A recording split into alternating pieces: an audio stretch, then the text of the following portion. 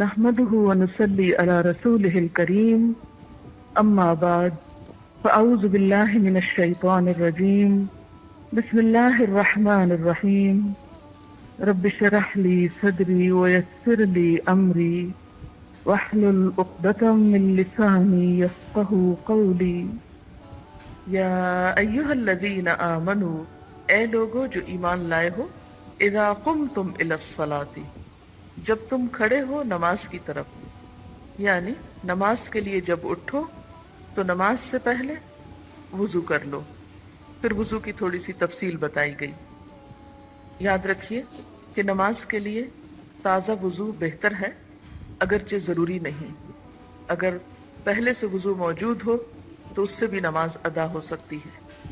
پھر وضو سے پہلے نیت بھی فرض ہے۔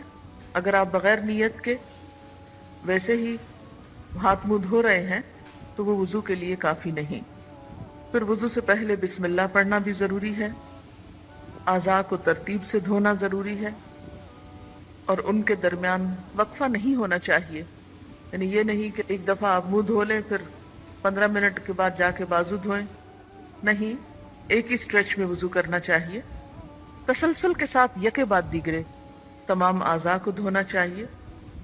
پھر یہ اہتمام بھی رہے کہ وضو کے دوران جسم کا کوئی عضو جسے دھونا لازم ہے اس میں سے کوئی حصہ بھی خشک نہ رہے، اور کوئی بھی حصہ 3 دفعہ سے زیادہ نہ دھویا جائے، کیونکہ اسے نبی صلی اللہ علیہ وسلم نے ظلم اور زیادتی سے تعبیر کیا۔ تو ارشاد باری تعالیٰ ہے فَاغْسِلُوا وُجُوهَكُمْ، اپنے چہروں کو دھو، وَأَيْدِيَكُمْ، اور اپنے ہاتھوں کو، إِلَى الْمَرَافِقِ، کوہنیوں تک۔ یہاں آپ دیکھ رہے ہیں کہ پہلے چہرے کا ذکر ہے، پھر ہاتھوں کا ذکر ہے، کیونکہ ہاتھوں کے ساتھ پھر بازوؤں کا بھی ذکر ہے کوہنیوں تک، اس لیے ترتیب میں تھوڑا سا فرق ہے۔ سنت سے ہمیں پتہ چلتا ہے کہ کوئی بھی پاکیزگی کا جب کام کیا جائے تو سب سے پہلے ہاتھوں کا پاک ہونا ضروری۔ تو پہلے چہرہ، پھر اس کے بعد ہاتھ کوہنیوں تک۔ مرافق کا لفظ ہے، مرفق کی جمع ہے، ریف قاف اس کا روٹ ہے، رفق کا معنی ہوتا ہے نرم، سہل۔ تو مرفق کیا ہوتی ہے کہ جس سے انسان سہولت پکڑتا ہے۔ آپ کوہنی پہ ٹیک لگا لیتے ہیں، کوہنی ٹیک کر سو بھی جاتے ہیں۔ تو مرفق وہ چیز ہوتی ہے جس کے سہارے سے آرام یا فائدہ حاصل کیا جائے۔ یہاں پر جسم کے ظاہری حصے جو دن رات ایکسپوز ہوتے ہیں انہیں خاص طور پر دھونے کا حکم مل رہا ہے۔ یعنی عام طور پر ہمارے ہاتھ اور بازو ننگے ہوتے ہیں، پھر اسی طرح چہرہ ننگا ہوتا ہے، پاؤں ننگے ہوتے ہیں۔ ان حصوں پر میل کچیل اور ڈسٹ زیادہ ہوتی ہے، اس لیے خصوصی طور پر ان کے دھونے کا حکم دیا جا رہا ہے۔ اور اس کے علاوہ سر کا مسح اور سر میں کان بھی شامل ہے، تو وہ بھی ہمیں سنت سے معلوم ہوتا ہے۔ پہلے میں ان آیات کی ہلکی سی وضاحت کروں گی، پھر میں وضو کا مسنون طریقہ احادیث کی روشنی میں آپ کو بتاؤں گی انشاءاللہ۔ تو فرمایا کہ اپنے چہروں کو دھو لو اور اپنے ہاتھوں کو بھی الی المرافق، کوہنیوں تک، وامسحوا برؤوسکم، اور اپنے سروں کا مسح کرو، وارجلکم، اور اپنے پاؤں کو۔ یہاں پر آپ دیکھ رہے ہیں کہ برؤوسکم ہے اور ارجلکم ہے، بالکل ایسے ہی جیسے ایدیکم ہے۔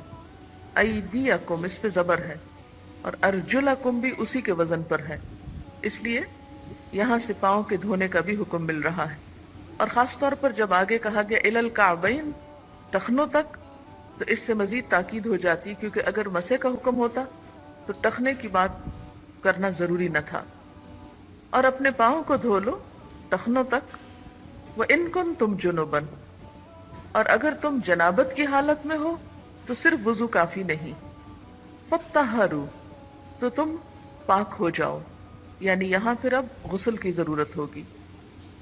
تو آئیے اب ہم تھوڑا سا دیکھتے ہیں کہ وضو کے بارے میں نبی صلی اللہ علیہ وسلم کی سنت کیا ہے، اور وضو کرنا جو ہے وہ کیوں ضروری ہے۔ اس میں اب آپ اچھی طرح اس کو غور سے سنیے اور اس پہ توجہ بھی رکھیے کہ کوئی کمی بیشی ہے تو اس کو درست کر لیجئے، اس لیے اس کی تذکیر ضروری ہے۔ اور ہم میں سے ہر شخص یہ احادیث سنتے وقت اپنا اپنا جائزہ لے کے کہیں کوئی کمی تو نہیں۔ اچھا یہ دیکھیں کہ ان احادیث کو پڑھانے اور بتانے کا ایک مقصد یہ بھی ہے کہ الحمدللہ اب تک آپ نماز بھی پڑھ رہے ہیں، وضو بھی کر رہے ہیں، لیکن آپ کے پاس دلیل نہیں ہے، قرآن میں پورا طریقہ تو نہیں لکھا ہوا، صرف فرائض لکھے ہوئے ہیں۔ میں اصل میں یہ بات چھوٹی سی اس لیے کر رہی ہوں کہ آپ یہ نہ سمجھیں یہ سب باتیں تو ہم کو پتہ ہی ہیں اس لیے اور پھر دوبارہ پڑھنے کا کیا فائدہ۔ ایک ہوتا ہے علم ہونا اور ایک ہوتا ہے یقینی علم۔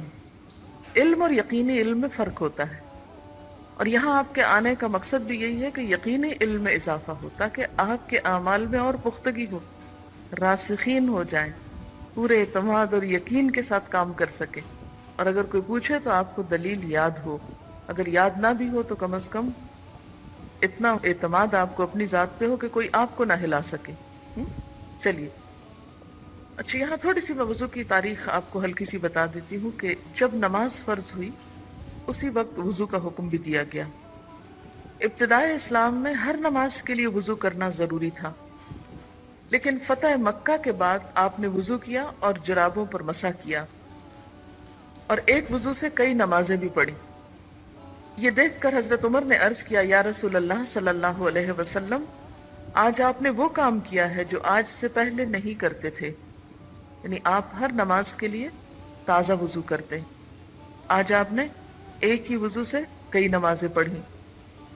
آپ صلی اللہ علیہ وسلم نے فرمایا، میں نے بھول کر نہیں، قصدن یعنی جان بوجھ کر ایسا کیا ہے۔ یہ مسند احمد کی روایت ہے۔ اور جان بوجھ کر آپ نے ایسا کیوں کیا؟ تاکہ امت کے لیے سہولت ہو جائے۔ پھر اسی طرح یہ بھی یاد رکھیے کہ وضو جو ہے اللہ تعالیٰ کے تقرب کا ذریعہ ہے، وضو کے بغیر نماز قبول نہیں ہوتی۔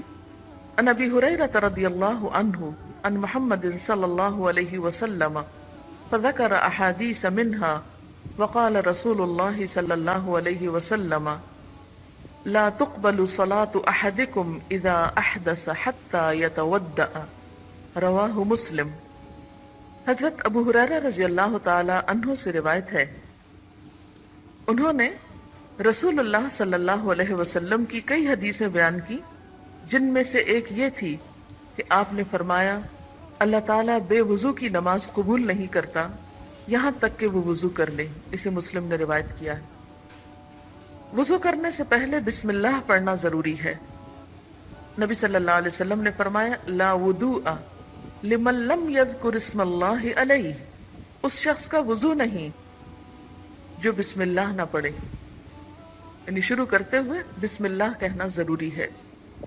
اب سوال یہ پیدا ہوتا ہے کہ وضو کرنے کا فائدہ کیا ہے؟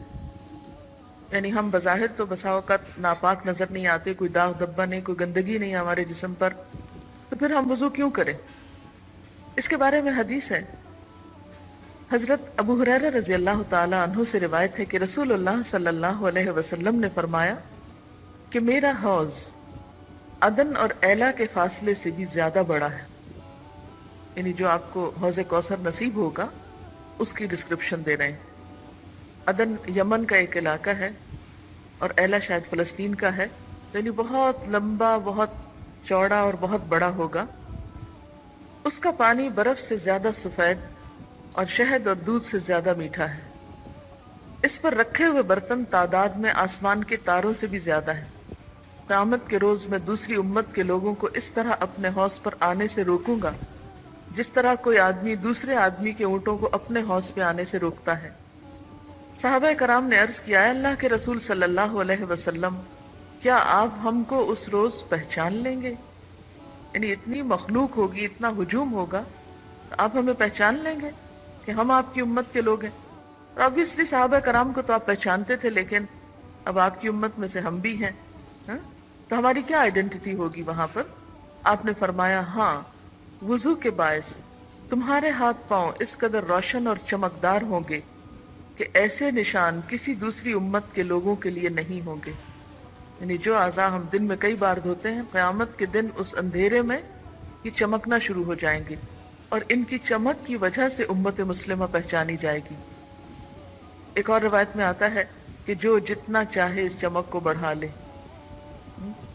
تو وضو کا بہت بڑا فائدہ کیا ہے کہ قیامت کے دن یہ ہماری پہچان ہوگا، اور نبی صلی اللہ علیہ وسلم اس کے ذریعے ہمیں پہچانیں گے اور اپنے حوض سے پانی پلائیں گے اور شفاعت کریں گے۔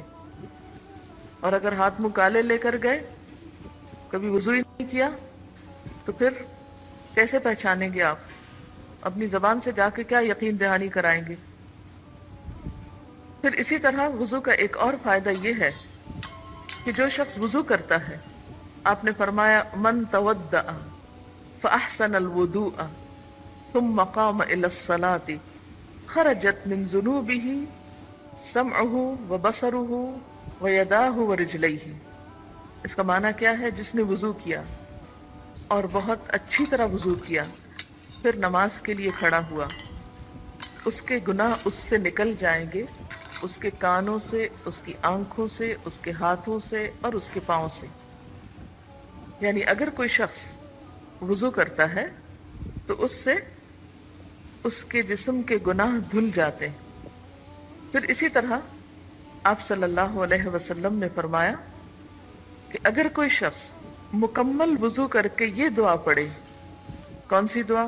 اشہد ان لا الہ الا اللہ وحدہ لا شریک لہ واشہد ان محمدا عبدہ ورسولہ الا فتحت لہ ابواب الجنۃ الثمانیۃ یدخل من ایہا شاء، رواہ احمد و مسلم۔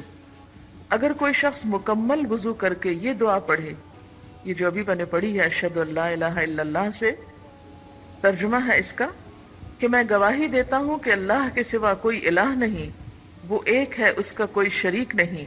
میں گواہی دیتا ہوں کہ محمد صلی اللہ علیہ وسلم اللہ کے بندے ہیں اور اس کے رسول ہیں، تو اس کے لیے جنت کے 8 دروازے کھول دیے جاتے ہیں کہ جس سے چاہے داخل ہو جائے۔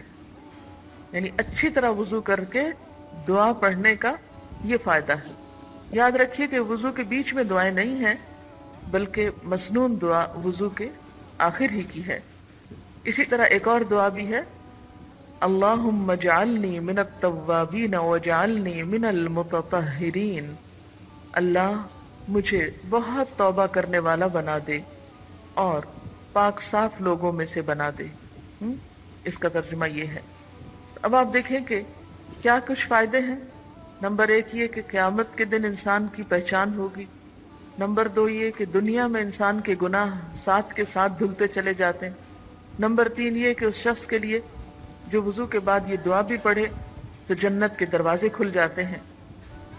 اور جیسا کہ آپ جانتے ہیں کہ الطہور شطر الایمان، پاکیزگی جو ہے وہ ایمان کا ایک بہت بڑا حصہ ہے۔ ایمان ہی مکمل نہیں ہوتا۔ وضو کرتے ہوئے یعنی ابتدا تو آپ نے کر لی، بسم اللہ پڑھ لی، پھر اس کے بعد آپ صلی اللہ علیہ وسلم نے ہر وضو کے ساتھ مسواک کی ترغیب دی ہے۔ عن ابی ہریرہ رضی اللہ عنہ عن رسول اللہ صلی اللہ علیہ وسلم قال لولا ان اشق علی امتی لامرتهم بالسواک مع کل وضوء۔ نبی صلی اللہ علیہ وسلم نے فرمایا اگر میری امت کی تکلیف کا مجھے احساس نہ ہوتا تو میں ہر نماز کے ساتھ مسواک کرنے کا حکم دے دیتا، یعنی کمپلسری کر دیتا اس کو۔ لیکن اگر کوئی شخص والنٹریلی خود کرتا ہے خوشی سے تو آپ نے فرمایا السواک مطہرۃ للفم مرضات للرب، مسواک منہ کی پاکیزگی اور رب تعالیٰ کی خوشنودی کا سبب ہے۔ پھر اسی طرح اگر روزہ نہ ہو تو وضو کرتے وقت ناک میں اچھی طرح پانی چڑھانا چاہیے، اور ہاتھ پاؤں کی انگلیوں اور داڑھی کا خلال کرنا مسنون ہے۔ یعنی وضو اچھی طرح کرنے کا مطلب کیا ہے کہ تمام اعضاء پوری طرح دھل جائیں، کچھ بھی اس میں سے خشک نہ رہے، حتیٰ کہ ناک کے اوپر کے حصوں تک پانی چڑھانا زیادہ ثواب کا باعث ہے، اور بعض اوقات یہ بہت سی بیماریوں کا علاج بھی بنتا ہے۔ اور اسی طرح ہاتھ اور پاؤں کی انگلیوں میں خلال، ہاتھ کا خلال تو اس طرح ہوتا ہے ایک ہاتھ دوسرے ہاتھ میں ڈال دیتے ہیں، اور اس کا بھی مقصد یہ کہ اگر کوئی چیز اٹک گئی ہے یا خشک رہ گئی ہے یا جمی رہ گئی ہے اور سامنے نظر نہیں آئی تو وہ بھی دھل جائے۔ اور اسی طرح اگر کوئی انگوٹھی وغیرہ پہنی تو اس کو ہلانا یہ بھی مسنون ہے۔ اسی طرح پاؤں کی انگلیوں کو بھی خلال کرنا، اور پاؤں کا خلال ہاتھوں سے مختلف ہوتا ہے۔ نبی صلی اللہ علیہ وسلم نے فرمایا وضو اچھی طرح کرو، ہاتھ پاؤں کی انگلیوں میں خلال کرو، اور اگر روزہ نہ ہو تو ناک میں پانی اچھی طرح چڑھاؤ۔ حضرت عثمان رضی اللہ تعالیٰ عنہ کی روایت ہے کہ نبی صلی اللہ علیہ وسلم وضو کرتے ہوئے داڑھی کا خلال کرتے تھے۔ خلال کیا ہوتا ہے؟ خلال خلل سے ہے، یعنی اپنی انگلیوں کو اس کے اندر پھیرنا، یعنی جیسے بالوں میں انگلی پھیرتے ہیں ایسے۔ پھر اسی طرح سر کا مسح کرنا، اس کا مسنون طریقہ کیا ہے کہ رسول اللہ صلی اللہ علیہ وسلم نے اپنے سر کا مسح اس طرح کیا کہ اپنے دونوں ہاتھ آگے سے پیچھے لے گئے اور پیچھے سے آگے لائے، یعنی پہلے سر کے اگلے حصے سے شروع کیا اور دونوں ہاتھوں کو گدی تک لے گئے، پھر جہاں سے شروع کیا تھا وہیں تک واپس لے آئے۔ اسے بخاری نے روایت کیا ہے۔ سر کے ساتھ کانوں کا مسح بھی ضروری ہے۔ حضرت عبداللہ بن عباس وضو کا طریقہ بتاتے ہوئے فرماتے ہیں کہ رسول اللہ صلی اللہ علیہ وسلم نے اپنے سر کا مسح کیا اور اپنی شہادت کی دونوں انگلیوں سے دونوں کانوں کے اندر اور اپنے دونوں انگوٹھوں سے دونوں کانوں کے باہر کے حصے کا مسح کیا۔ اسی طرح پگڑی پر بھی مسح کیا جا سکتا ہے، لیکن سکارف پر مسح کی کوئی دلیل نہیں ہے، یا دوپٹے پر۔ حضرت مغیرہ بن شعبہ سے روایت ہے کہ نبی صلی اللہ علیہ وسلم نے وضو کرتے ہوئے پیشانی کے بالوں، پگڑی اور موزوں پر مسح کیا۔ پھر اسی طرح وضو کر کے پہنے ہوئے جوتوں اور موزوں اور جرابوں سب پر مسح ہو سکتا ہے۔ وضو کے اعضاء میں سے کوئی حصہ خشک نہیں رہنا چاہیے۔ حضرت انس فرماتے ہیں کہ نبی صلی اللہ علیہ وسلم نے ایک آدمی کو دیکھا جس کے پاؤں میں وضو کرنے کے بعد ناخن جتنی جگہ خشک تھی، یعنی بہت تھوڑی سی۔ نبی صلی اللہ علیہ وسلم نے اسے حکم دیا کہ واپس جا کر اچھی طرح وضو کرو۔ حضرت ابو ہریرہ سے روایت ہے کہ نبی صلی اللہ علیہ وسلم نے ایک آدمی کو دیکھا جس نے ایڑی نہیں دھوئی تھی، یعنی اوپر سے پانی ڈال لیا تو پیچھے سے ایڑیاں خشک تھیں۔ آپ صلی اللہ علیہ وسلم نے فرمایا وَيْلٌ لِّلْأَعْقَابِ مِنَ النَّارِ، خشک ایڑیوں کے لیے آگ کا عذاب ہے۔ یعنی وضو کی جو سستی ہے یہ معمولی سستی نہیں ہے۔ پھر اسی طرح وضو کے بعد پانی خشک کرنا یا تولیے کا استعمال کرنا یا نہ کرنا دونوں طرح درست ہے۔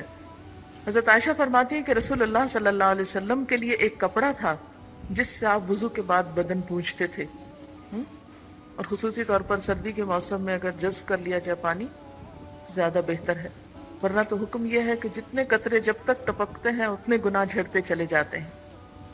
حضرت میمونہ رضی اللہ تعالی عنہا نبی صلی اللہ علیہ وسلم کے غسل جنابت کا طریقہ بیان کرتے ہوئے فرماتی ہیں کہ آپ نے غسل کے بعد اپنے دونوں پاؤں پھر دھوئے، یعنی آخر میں۔ اس کے بعد میں نے آپ کو تولیہ دیا تو آپ نے واپس کر دیا، یعنی ایک اور موقع پر تولیہ استعمال نہیں کیا۔ اس سے کیا پتہ چلتا ہے کہ دونوں طریقے درست ہیں۔ بعض اوقات ایسا تھا بہت گرمی ہوتی ہے، انسان نہاتا ہے تو سوچتا ہے کہ کپڑے بھی تھوڑے ٹھنڈے ہو جائیں تو بہتر ہے۔ حضرت عبداللہ بن عباس سے روایت ہے کہ نبی صلی اللہ علیہ وسلم نے وضو کرتے ہوئے ایک ایک مرتبہ بھی آزاد ہوئے، یعنی اس سے پتہ چلتا ہے اگر پانی کم ہو تو ایک مرتبہ بھی سارے اعضاء کو دھونا کافی ہے۔ اور ویسے مسنون طریقہ کیا ہے کہ 3 بار دھویا جائے۔ ایک اور روایت میں حضرت عبداللہ بن زید سے ہے کہ نبی صلی اللہ علیہ وسلم نے وضو کیا اور 2 مرتبہ آزاد ہوئے، یعنی اگر پانی اتنا ہے کہ 3 دفعہ نہیں دھو سکتے تو ایک کی بجائے 2 دفعہ بھی دھو سکتے ہیں۔ حضرت عبداللہ بن عمرو بن العاص روایت کرتے ہیں کہ ایک دیہاتی نے نبی صلی اللہ علیہ وسلم سے وضو کا طریقہ دریافت کیا، یعنی ایک بدو آیا اور اس نے پوچھا وضو کیسے کرتے ہیں، تو آپ نے اسے 3 بار وضو کے اعضاء دھو کر دکھائے اور فرمایا وضو کا طریقہ یہ ہے، جس نے اس سے زیادہ مرتبہ دھویا اس نے برا کیا، زیادتی کی اور ظلم کیا۔ تو یہ بات یاد رکھیے کہ وضو کی نیت سے 3 دفعہ سے زیادہ نہ دھوئے، اس سے وہ وسواس اور جو وہم ہے وہ بھی کنٹرول ہوتا ہے، جو ایک نفسیاتی بیماری بعض اوقات لوگوں کی بن جاتی ہے کہ وہ دھوتے چلے جاتے ہیں اور پانی بہاتے چلے جاتے ہیں اور پھر بھی ان کی تسلی نہیں ہوتی، وہ سمجھتے ہیں کہ ابھی تک ناپاک ہے اور کوئی حصہ خشک نہ رہ گیا ہو۔ اس میں یہ کہ ایک دفعہ میں اگر رہ گیا تو دوسری دفعہ میں ہو جائے گا، دوسری دفعہ نہیں تو تیسری دفعہ میں، لیکن ایک اس سے زیادہ کی اجازت ہی نہیں ہے۔ بعض لوگ آپ سے بھی ہو سکتا مسئلہ پوچھیں کہ میں کئی دفعہ اب دھوتی ہوں اپنے اعضاء کو، تو ان کو بتائیے کہ نبی صلی اللہ علیہ وسلم نے اس سے منع فرمایا اور آپ بھی 3 دفعہ کے آگے مت دھوئیں، چاہے دل کی تسلی نہ ہو، کیونکہ اس کا علاج ہی یہی بتایا گیا کہ اس سے زیادہ دھویا نہ جائے۔ وہاں روک لیں اپنے آپ کو تو پھر آہستہ آہستہ عادت ٹوٹ جائے گی۔ وضو کرنے کے بعد بے مقصد یا فضول باتیں نہیں کرنا چاہیے۔